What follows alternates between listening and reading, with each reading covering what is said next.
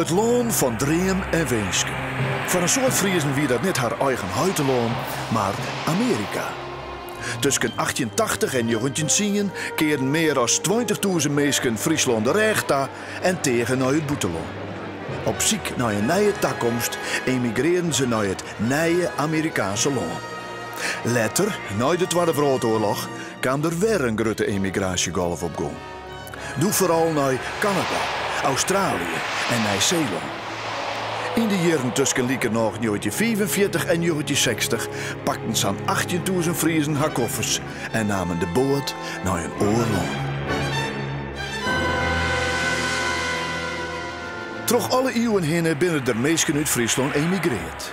Vooral in de tweede helft van de 19e eeuw. Dat komt benamen door de minne economische situatie. De meeste mensen in Friesland werken als boerenarbeider. Maar aan het eind van de 19e eeuw steekt de grote landbouwcrisis de kop op. Die ontstiert omdat er goedkoop graan op een markt gebracht wordt. Uit Amerika. Daardoor zak je ook de Nederlandse graanprijzen en vertjen je de boeren in één volle minder. Ze kunnen nou haar arbeiders net meer betalen. De arbeiders verliezen haar werk en inkomsten. De bijen van de arbeiders hebben amper meer te eten. De meesten beginnen te spreken van arm Friesland. Want Friesland had meer last van de crisis als orengebieden, omdat het een echte landbouwprovincie is. Vooral in het noorden is het slim. De bouwhoeken weer eer de rijkste streek van Friesland, maar nou sjoggen grote kloften meesken de toekomst somber in. Ze hadden niet meer te zieken. Ze moeten voort, naar het boeteland, emigreren.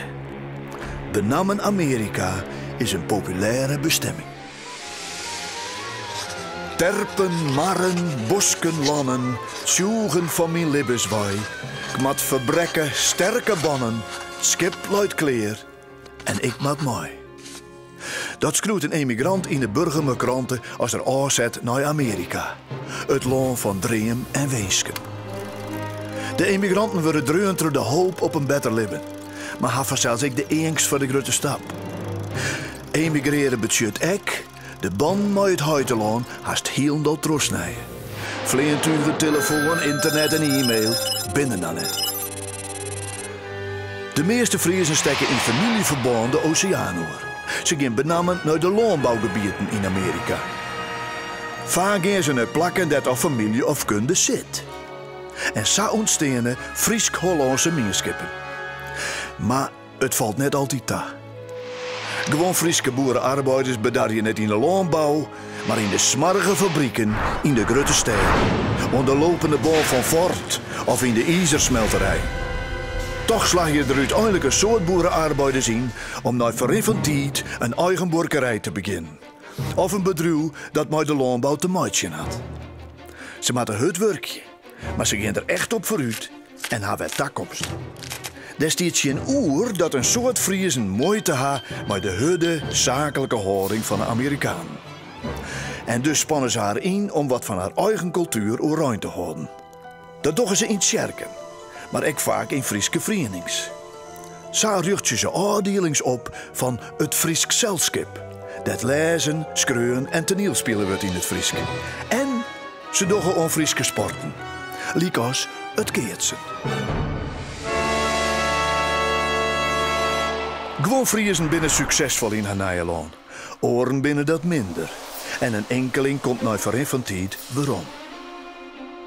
In de jaren 90 van de vorige eeuw binnen het net meer de arbeiders, maar vooral boeren zelfs die haar spul in Friesland verkeerpje en op een nij beginnen.